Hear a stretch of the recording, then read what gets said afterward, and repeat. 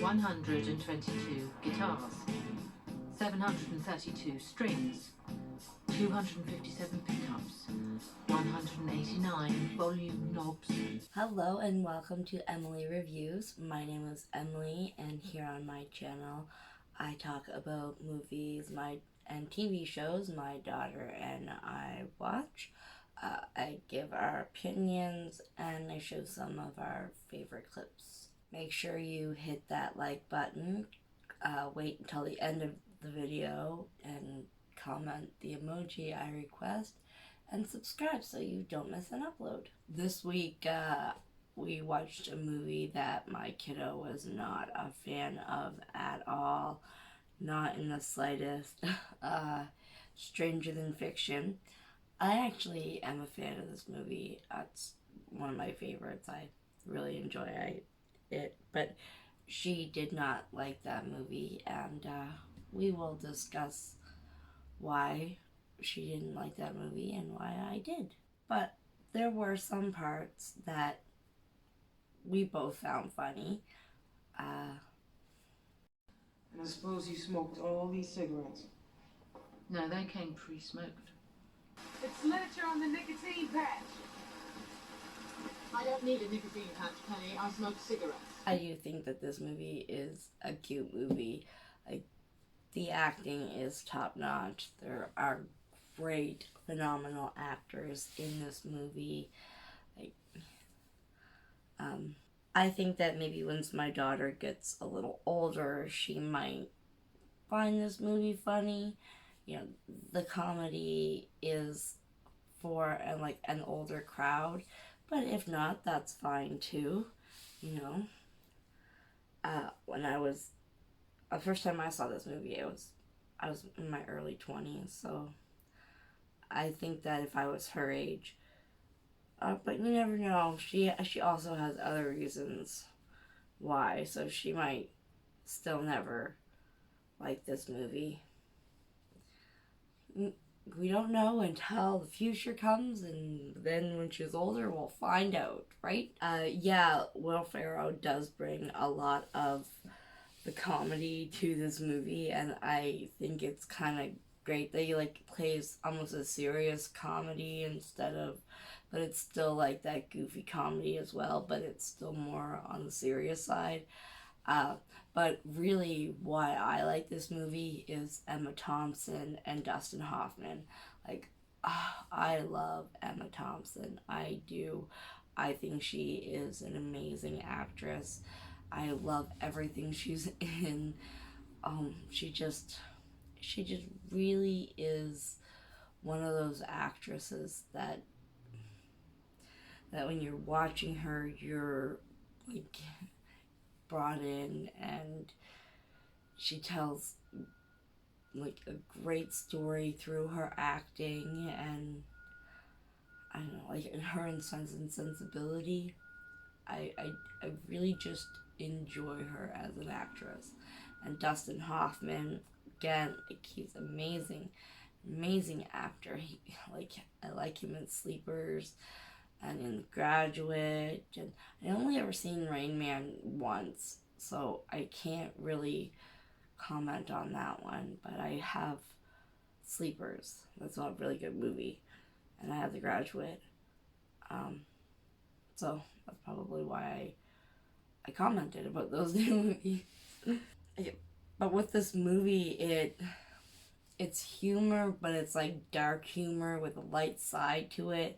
You really have to be okay with the making light of death and trying to figure out how a person should die or any of that stuff.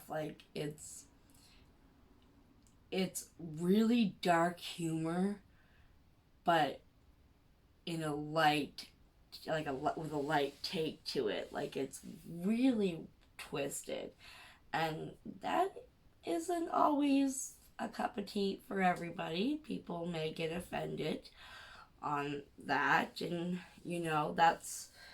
that's a thing. That's what the great Michelle McDaniel says, that It doesn't matter where, every time you put something out onto the internet, whether it's your opinion or whatever, someone from the deep, dark depths of the internet comes out and says how they are offended. And, she is a very wise woman with very, very cute pets.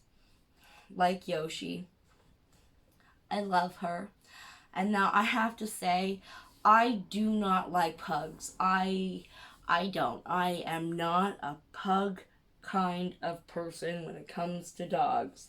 I don't like them. My daughter loves them, but for me, they're not for me. And that is fine. We all have a preference, and pugs are just not my preference, except when it comes to Yoshi. I love that dog. I mean, I love her. I love her so much. I follow her on Instagram. Yes, I follow that dog's page on Instagram. I do. Oh, she is just so cute, and she is just so, over her little brothers. She's just like, my mother keeps bringing in these little brothers, and I'm done with this. I just, I love her, and Michelle McDaniels did a video, and she kind of joked about how Yoshi was like a cult, and then it's hail to the Yoshi. Well, hail to the Yoshi, 100%. If there was a cult of the Yoshi, or if there actually is a cult of the Yoshi, can I be a member? I think my daughter would too. I don't know. I can't speak for her, but I'm pretty sure that she probably would agree on the wanting to be a cult of the Yoshi. But I have to say, I am fond of this dog so much that when my daughter and I were starting our town that we have for the Sims that we're doing, and we just started with 2 Sims, and they're eventually gonna get bigger and bigger and bigger and whatever. That's a thing that'll still happen. It's just doing a whole bunch of things. But when we started that, she wanted a dog, and I was like, yeah, sure, great. And we argued about what kind of dog, and she wanted a pug and I didn't, and we were like, come on, pug, and I'm like, no, and she's like, pug, and I'm like, no, and eventually I'm like, okay, fine, if we give the Sims family a pug, we have to name her Yoshi. And then she's like, fine, but we're also gonna make her stupid. And I'm like, but that's inaccurate. And she's like, I don't care, I love stupid dogs. And then didn't the dog get really stupid and then was too dumb to eat? Wasn't the dog too stupid and she wouldn't eat? And I'm there and I'm putting a full bowl of food in front of this dog and it won't eat, and I'm like, come on, no. And it wouldn't eat to the point where it was starving, and the pet Sims, the pet CPS for the Sims came and took the dog away. And if you want to see my reaction for that, here is a card. I was very, very angry. I'm like, no! And my daughter was in school, so I couldn't be like, you suck, kid! You wanted a dumb dog! And,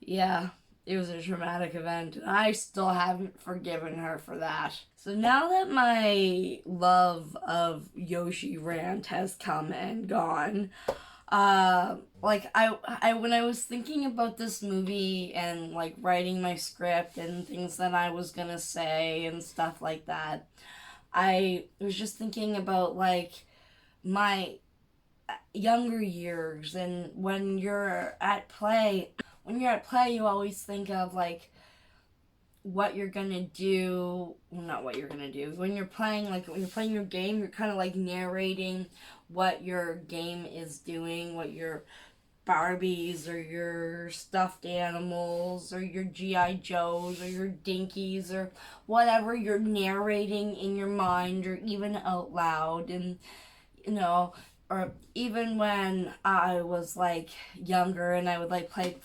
fashion show, and I would, like, pretend as I was sharing a room with my sister, and there'd be, like, two beds on either side, so there'd be, like, a middle, and I would use that as my runway, right? So I would walk down, and I would have in my head, like, my narration, and so, like, you always think about, like, that, like, you know, that's kind of something as in play you do, and it's a really cool concept that there's a movie where this is what happens, or this is what somebody thinks would happen, or, you know, of somebody who just was a normal person doing their daily life, no matter how boring and mundane it is, and all of a sudden having their life narrated and what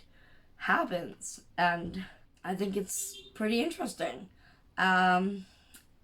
Here's a clip of what happens when Harold kind of first realizes his life is being narrated. If one had asked Harold, he would have said that this particular Wednesday was exactly like all the Wednesdays prior. And he began it the same way he always did. Hello? He began it the same way he always did. Hello? Is someone there? When others' minds would fantasize about their upcoming day, or even... All right, who just said Harold just counted brushstrokes? And how do you know I'm counting brushstrokes? Hello? Obviously, when you have, like, any kind of, like, commentary or review channel, or any, like, the ones that do acting, or like pretty much any, with the exception of reactions. I don't think that reaction channels actually make a script, but for the most part, creators, when you're doing this, you're writing a script, you're putting thought into it, you're researching, and doing that, you have some sort of, like, love for writing. And again, I think that's why I like this movie, because, like, I like talking about writing. And even though I took writing in school, like, some things you forget, like that third person omniscience, the little did he know, meaning that it's somebody else who is controlling the narrative. I learned that growing up in school, but, like, over time you forget about that. Even watching this movie, as much as I have watched this movie, you know, before I would watch this movie and not really think about it, but now that I'm, like, watching this movie and thinking about it, my opinions, and actually writing down about it, I'm like, you know, it's, I'm remembering and thinking, and I'm like, oh yeah, I remember that. But here is an example of third person omniscience. Thus, Harold's watch thrust him into the immitigable path of fate. Little did he know that this simple, seemingly innocuous act would result in his imminent death. What? What? Hey! Hello? What? Why? Why my death? The clip that I just showed you is a good reason, or a good example of why my daughter doesn't like these type of movies, because she suffers from secondhand embarrassment. And here is my daughter who prefers to not be on camera, but doesn't mind her voice being on camera, or like an arm or a hand or whatever, to explain what secondhand embarrassment means for her. Take it away, beautiful daughter. It's like it makes you anxious when you see other people doing incredibly stupid things, or like doing things that would typically make you anxious if you have extreme anxiety. So like him screaming like that would stress me out so bad if that were me. So it stressed me out because he was doing it, and it was more for a comedic effect, and it stressed me out, and it wasn't funny. But that's just why I fucking hate stupid movies. Sorry for her swearing. I will beat her off camera later. I'm joking. I winked at the camera. Thank you very much for telling my audience about your secondhand embarrassment. Yeah. I love you very much. No, you don't. Rejection. She's a lot taller than I am, so I can make jokes about, my forced whatever, my beatings, but she's bigger than I am, so they're just jokes. They won't get to their empty threats. And she knows this. I'm a horrible mother. But really, after he does find out what happened, like after he finds out that little did he know he's going to die, and the way he changes his life, I think it's interesting to see, like, we all have a due date where we owe a death, we all have a time's up, and I think it's interesting to see like the life changes people make when they know that their days are like numbered, because we all have numbered days. Let's but I mean that when it's sooner around the corner and we know about it than we'd like, and I think it's inspiring that you should really live each day like your last. You should carpe diem, seize this day, be happy, and enjoy every inch of time you have on this earth, because it's not very long, and we should just be happy and not worry about the things that are not, and just go do what makes us happy. Like I understand, like it does bring up that idea, or like the talk of people being afraid to death and all that, and I understand. I'm not afraid of death. I don't think I am. I think that I'm not sure how I would feel if I knew that I was like going to die, if I had like a terminal cancer and I had like a month to live. I don't know if I would be afraid then, but like overall thinking that like me, a person who eventually is going to die, I'm not afraid of that thought. It doesn't bother me. It used to.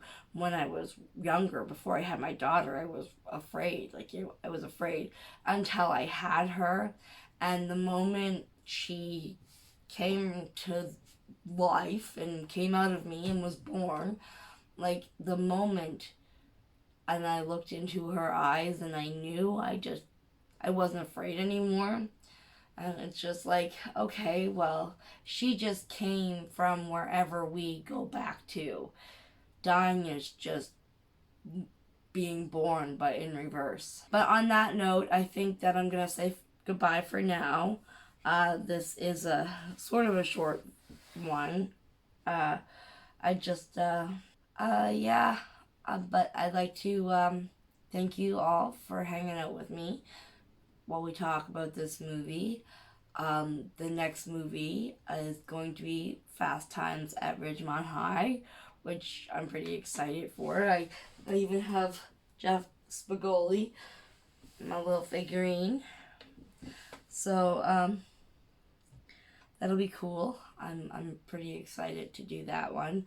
My daughter hasn't seen that movie, but I think she'll like it. You know, it's kind of funny. But at the same time, she might not. You never know.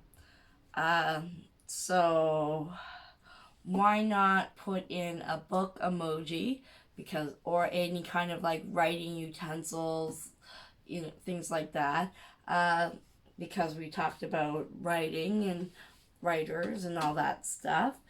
And you know, one day I'm convinced that one of these days somebody is going to put in an emoji. It's going to happen. I believe it. Facts. All right. See ya. 10 seconds ago, you said you wouldn't help me. It's been a very revealing 10 seconds, Harold.